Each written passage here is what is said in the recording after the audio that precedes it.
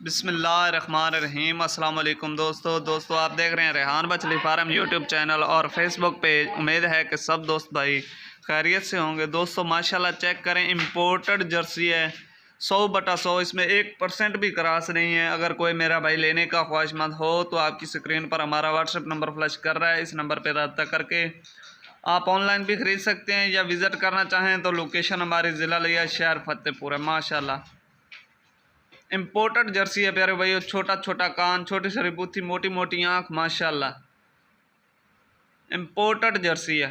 अगर कोई मेरा भाई लेना चाहे तो दिए गए व्हाट्सएप नंबर पर रब्ता करके ले सकते हैं।